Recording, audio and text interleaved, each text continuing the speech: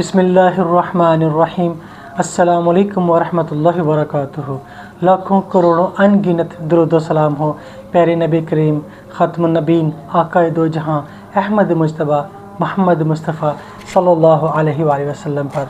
आज की एक बहुत ही अहम हदीस लेकर आपकी खिदमत में हाजिर हूँ। आज की हदीस का मौजू है मरहूम वालिदैन की तरफ से रोज़ों का क़ज़ा देना। रोज़े चाहे मन्नत के हों चाहे फ़र्ज़ रोज़े हों, इसके बारे में हम हदीस की रोशनी में देखेंगे कि इसमें नबी करीम सल्लल्लाहु अलैहि वसल्लम ने क्या फरमाया है। तमाम दोस्तों से गुजारिश है कि चैनल को सब्सक्राइब करें, वीडियो को लाइक करें, दोस्तों में शेयर करें और इस सदका जारी में हमेशा के लिए मेरे साथ शामिल हो जाएं। इस हदीस के रावी हैं जो हदीस में आपके सामने पेश करने जा रहा हूँ।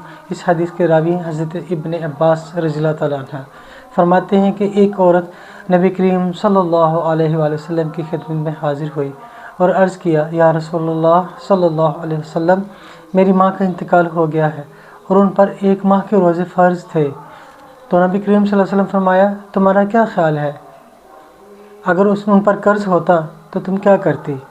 उसने कहा कि मैं वो कर्ज़ अदा करती।